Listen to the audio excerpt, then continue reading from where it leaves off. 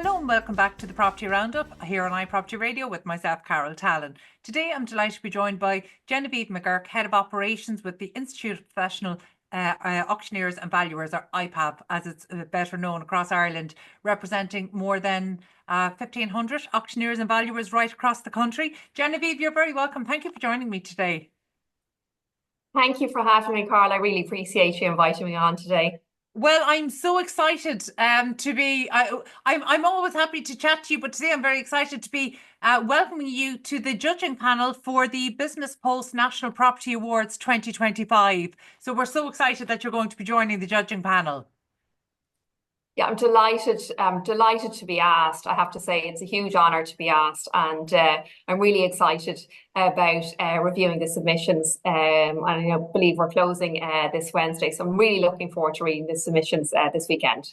Thank you so much for reminding me to do that call out, because yes, the entries do close this Wednesday, so get your entries in, and I'll be sharing the details before the close of the show. Genevieve, for anybody who's not familiar, although I'm sure they are, tell us a little bit about IPAB and yourself and the work that you do there.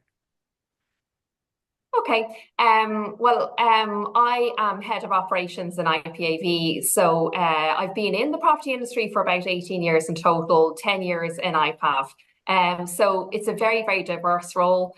IPAV would deal with the key stakeholders within the property industry. We have, as you say, over 1,500 members, and education will be a key role of what we do as well, both formal and informal. So we would have formal would be, I suppose, the third level. We work with TU Dublin in Tala, and then the informal would be the likes of the PSRA CPD, our Valuer CPD, and just in general, I suppose that professional development, which is really, really important, because we want to promote the standards of a high standard of professionalism, which I suppose is improving year on year. I mean, it's really excelled, I think, since regulation has come into play as well. And I just think it's great. We're there to support our members, but also to promote that professionalism, that being in the property industry is it's just such a great career. And we are professional in our career, and we want to be seen like that. And I think IPAV is just promoting that. And also, obviously, the other aspects as well. We'll be looking at policies with government, but it's great to promote that professionalism within the industry. And even with these awards, it's a really positive role to be involved in this as well. So yeah. Delighted, to do that. I think it's great when you talk about not just the continuing professional development and CPD, because I think we all know that is hugely important, but also at a time when marketplace is changing, buyer and seller demands and expectations are changing, and technology is changing. So regulation has fit around all of that, but actually there's been a lot of independent drivers driving change across the industry. So it's great to see seasoned professionals keeping pace, but I'm always excited to meet the next generation coming in and choosing property as a career. And when I say next generation, I mean next generation into the industry, but they're not necessarily coming in as school leavers. So over the last year or two, we've had the opportunity to speak to people who are choosing a career in property. Some of them are coming straight from school or third level, but others are coming kind of mid-career level, and they're making a sea change in their careers. That's really exciting. Can you talk to us maybe about some of the talent that you're seeing coming through the courses? And the apprenticeship obviously has made such a massive difference as well, but tell us a little bit about maybe the people who are entering the market, or sorry, entering the profession. Absolutely. Well, where we really see a diverse amount of people is in the course that IPAV run. It's the Higher Certificate of Business and Real Estate, because it's a part-time course on Saturdays. So we have people that are already working in the industry looking to progress as a licensed agent, but we also have people, as you say, changing careers. So it's a really, really diverse group, and year on year, it's becoming more and more diverse. We have people from early 20s. It's aimed towards the mature students. So we have people generally from early 20s up to nearly 60 years of age. And it's great to see, a real mix, male and female. So there's a gender mix, which is great to see. There's a real diverse group of different nationalities as well. Every year, there's more and more nationalities coming to do the course. It's really wonderful to see. It's very inspiring to see that it's appealing, not, to so many people, and then you'll have people that maybe are looking at retiring early from their current role, and they see this as a different progression that they can maybe sidestep and move in and maybe have their own business. A lot of people are keen on opening their own business. And one thing I've seen, I suppose, with the students and progressing, there's a lot of people starting up their own business, and both that gender gap of being the principal of their own firm is closing in. It used to be very, very predominantly male people that were opening their own business, and the female side of things tend to be employees. But I can see that really, really changing. And the mature student is really embracing that as well, which is fantastic to see.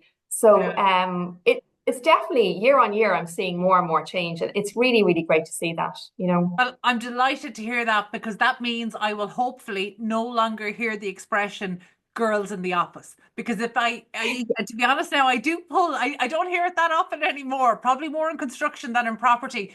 But I do still, tell people that, the girls in the office will send that all. It's like, girls in your office? So I'm hoping that we're seeing the end of that kind of expression. But, actually delighted to hear that the gender gap at principal level is closing.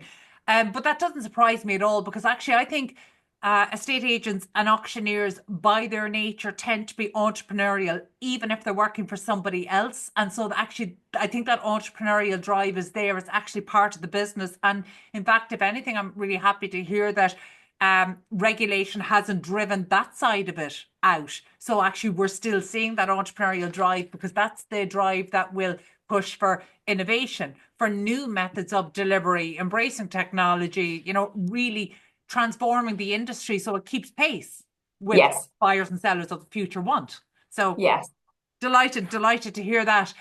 So that you mentioned the education, but on the policy side of it, we're at such an interesting time for not just the property market, but actually in terms of housing delivery as well. And obviously we have the programme for government being negotiated as we speak. So in terms of policy, what, from your members' perspective, what do you think? And I know that's kind of a very broad church. We're talking about rural and urban, of different sizes. But broadly speaking, what would your members like to see to support housing delivery, both across new homes regionally and the I suppose turnover of second-hand stock as well? What would they like to see from this incoming government? Yeah, well, I suppose I think they want to see a huge reform, and that somebody is willing to, just go out on a limb. And it doesn't matter if it doesn't work straight away. They can always correct it. But I think we need someone that is willing to take a chance. Year on year, there's been very little change. New homes are growing, all right, but the supply has been an issue for so long now. And I heard a very sad stat at the weekend that there was a third of people up to retirement believe they'll never buy their own home. And that's a really, really sad stat. I was very sad to hear that that's how that younger generation feel, that they'll never get to own their own home. Especially, I think, in Ireland, we've always strived to own your own home. It's like, you go to college, you get a job, and then, you're at the next step is the property ladder. And to think that so many people don't think that they're going to get there. So I think we need a bold minister and somebody that's really going to just go out on a limb. I don't think we've any choice now at this stage. It's gone on too long. There's not enough change there. They're playing it too safe, I think, to be honest with you. And we need to take a few risks to grow that supply, because it's just been, the lack of supply has been going on for years and years, and it's a real issue for that younger generation coming in, both rental, sale. It's a huge problem. I think bold is exactly the word we should be using here, because that's what we need. It's that element of boldness that implies a bit of bravery. And it will require political bravery, because a lot of the solutions we need will likely take longer than the term of this incoming government to really show an impact. So that does require a certain amount of political bravery and boldness. So I certainly hope that's there. And I suppose to echo the words of one of our fellow judges on the panel, on the judging panel there, Paul Sheridan from the CIF, he actually went so far as to say we're almost beyond calling this a housing crisis, because actually we need pipes in the ground at this point to be able to deliver the home. So actually we're really at a point of this being a bit of an infrastructure crisis, which I heartily agree with. So I think this is one time when, you know, certainly for us, and we see it across kind of the National Property Awards, you will see categories across planning, construction, placemaking, property, right across the spectrum of real estate. And I think it shows that actually as an industry or collection of industries, we're very much calling for the same thing. We all know that supply is the issue. So it's everything that we need to remove the roadblocks and really stimulate supply across all types and tenures is what's needed now. So bold action is definitely a call I would echo. So back to the awards. We're very excited. So it's your first year joining the panel for judges. Yes. So the categories are very broad. And I know we're you know, the entries close this Wednesday. So a reminder to everybody, please get your entries in because we're really excited. But across the categories there's a brilliant range. So we've got, you know, ESG and Sustainability Initiative of the Year there. We're looking at renovation and redevelopment or repurposing projects, which that's the one I'm possibly most looking forward to this year, because I think there's such potential there to really impact housing delivery and delivery right across the built environment. But of the categories there, what is kind of standing out to you there? What are you excited about? Well, I'm really excited about the buyer's agent. I think, to be honest with you, it is quite a new area. There's been people doing it for quite a number of years, but a very, very small amount of people doing it. And, you know, the property regulator does have a PSP agreement in place, you know, so people can formalise being a buyer's agent. But I think there is definitely an interest in being a buyer's agent. IPAV ourselves, we're going to run a course hopefully next month, because we are finding that our members are ringing us up. They don't really know how to charge for it. They're doing it already, but they just need to make it more formal. Yeah. And they don't really know how to make it formal. So we're just bringing in, you know, the likes of the regulator, and we have a speaker from the States, because obviously they do it all the time. And then some people that are already working as a buyer's agent in the course. But I just think historically it probably was very much, people did it, you know, they thought it was international buyers. But actually there is a huge market for people that live in Ireland, a buyer's agent. I mean, even years ago when I worked in property, some of the biggest issues were people were looking at properties. They might have looked at 60 properties. Well, I know supply isn't there as much anymore, but, you know, they didn't really know what they wanted. They really, really needed some guidance. They obviously weren't going to get everything that was on their tick list. So they really needed to prioritize. And that guide there, the buyer's agent guide, as I said, there's people, they're already really doing it. They're giving that advice. But, you know, they should be providing that service. It's a great service to be able to provide. And I'm just really interested to see, I suppose, the people that are making submissions for the buyer's agent as an award, you know, what they've been doing, because it is quite a new area. Yeah, well, what's interesting is actually that was a new category last year, and we were surprised at the volume of award entries that came in. And the winner on the night was Liz O'Kane, who probably is Ireland's best known, or Ireland's original buyer's agent, as we like to think of her, and definitely a font of common sense and good guidance for buyers. And probably she talks to buyers and she tells them the things that estate agents wish they could tell them. So as in, you're not realistic. You know, you haven't got your homework done, get your house in order in terms of mortgage approval and everything else that you need to do. So I think that actually, in a way, she probably does a great service in terms of getting buyers to the point of being able to recognize the right property. And so she was the 2024 winner, and congratulations again to Liz. And so we're excited, and we hope that we in 2025 will see the same volume and the same quality of entries. But I think what's really interesting, and I know I've spoken with your colleague Pat Davitt on previous occasions around this, but outside of the main urban centres where we haven't seen the supply of new homes over the last number of years, the turnover of second-hand homes has been particularly low and slow, and that's difficult for rural estate agents, particularly those that wouldn't have a rental book or a large rental book, to sustain throughout the year. And actually, buyer's agency offers a real lifeline for those, particularly those, in areas that might be attractive for those looking at second homes. But, essentially what we've seen is that in a number of locations, we have rural estate agents who are doing the work of buyer's agents, but not getting paid for it. And I don't even know if they know they can get paid for it. They just do it as really good service to buyers who might someday buy a home. But actually, by being able to formalise it, it might become a source of revenue, of recurring cash flow that actually means we can keep more estate agents and auctioneers busier in areas where we haven't seen the supply of new homes yet that we'd like, although obviously we hope that will change. In terms of, do you have any sense across your membership, because it's such a broad and large membership, do you have any idea how many who would actually be delivering buyer's agency services in a formal way, as in actually using the PSP and charging for it?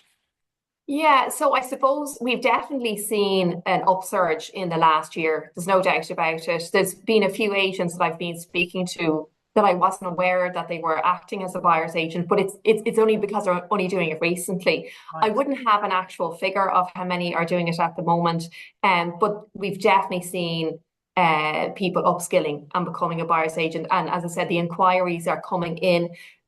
I find that they're still coming in very much on the East Coast, and I agree with you. I think there is room there for it throughout the country, and I think there's a niche there that maybe isn't being taken on board as much as it could be, particularly around the West and the South. I know there's someone in the Midlands who really has kind of that area sewn up, but I do think that there's room there for a lot of counties. And as you say, there's plenty of counties out there that they can't really do new builds because it's not affordable for builders to develop in certain areas. The value isn't there for them. So those agents there, then that's maybe an area that they could pick up on as a, as you say, as a lifeline for them to keep going and an income stream that's coming in.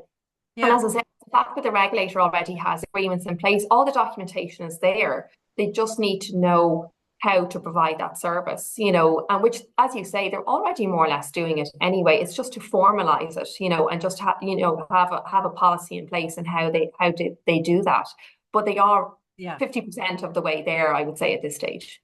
Well, we want them to charge for it, because then they can stay in business and continue to be a local business person who's sustaining the local economy and employing local people. So we want them to charge for the work that they're doing. That's it. So you mentioned actually that IPAV is running a course in this. How can people learn a little more about that?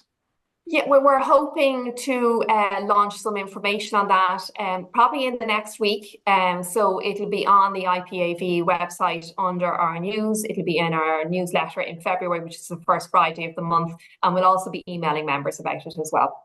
Perfect. And before we finish up, obviously, we want to encourage as many people as possible to actually go take a look at the National Property Awards in association with the Business Post. Take a look at the website there, nationalpropertyawards.ie. Look at the range of categories. There's some really interesting categories like Marketing Team of the Year. I may have a vested interest in seeing some of these. Social media campaign. Really excited, because actually I think TikTok has been a great leveler for, previously the larger firms had more resources to go out and do social media. They had bigger budgets.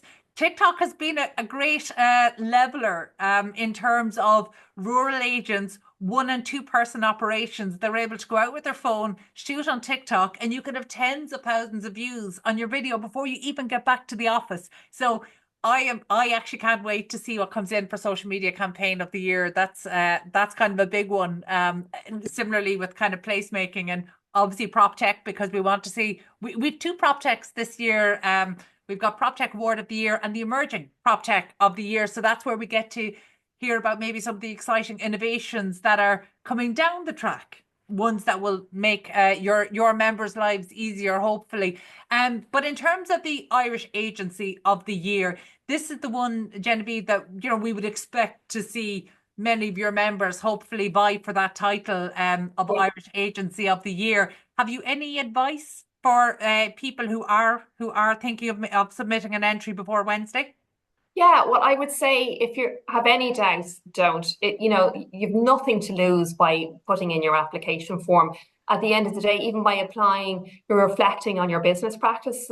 You're already on a winner there, because we should all be doing that all the time. We probably don't do it enough, So I definitely would just go for it. And if you're nominated or you win, it's a great recognition of the hard work that you've put in. And I know from people being at the awards, I attended the awards last year, it's such a proud moment for the individual, the business, their colleagues, their family. It's such a great atmosphere, and it's a lovely feeling to be recognised for the hard work that you've done. Maybe you've worked over the weekend or something like that, you couldn't play with the kids, or whatever the case may be, that hard work has paid off. But just even by putting in your application, as I said, you're reflecting on your business practices. So that's a really good move in itself. So I'd say just don't even doubt yourself for 1 second. I would say definitely just apply and go for it. You've nothing to lose. But it's a fantastic showcase of people that are, doing great work within the industry, and it's so professionally run. I think it's fantastic. I'm delighted to be involved in it. Oh, fantastic. And I think that's a great point about the actual completing the award entry is just maybe you're taking some time out to reflect on your business, and there's a lot to be gained from there. So I think that's a really good point, and it's really good advice for people. Before we finish up, what are you hoping to see? What would you like to see in the award applicants? Well, I suppose I think that it would be great to see people that have come up with a good initiative, and maybe have seen a niche in the market and they've taken it on board, because there is those niches there, as we're saying, even the buyer's agent, and just grabbing it with both hands. Maybe people that are innovative, cutting edge, and client based as well. I mean, it's all about clients. The whole property industry, at the end of the day, it's all about your client. If your client is happy, you're happy, because that's what drives us as agents. You are there to satisfy your client. So if you have to support your client, so, really good, I suppose, from an agency point of view, it'd be great to see that positive relationship that they have with their clients. And, and then also, I suppose, one final thing I think is the community aspect as well. Something we've probably lost over the years. Be nice to see. I know with ESG, the community side can sometimes be lost. So it would be nice to see something on the community aspect as well. Fantastic. I couldn't agree more. Listen, you're very welcome to the judging panel, and we hope that you enjoyed the experience. I've no doubt that you will, and I look forward to joining you at the judging day, of course, but also for the celebrations where we celebrate the best in class across planning, construction, property, and all facets of real estate. So thank you so much for doing this and for chatting to us today. That was Genevieve McGuirk from IPAB. And my thanks as always to producer Katie Tallon and to Hear Me Roar Media on Sound. And finally, thank you at home for tuning in. We'll catch you on the next property roundup here on iProperty Radio. In the meantime, please be sure to check out all of the other construction and real estate shows here on iPropertyRadio.com.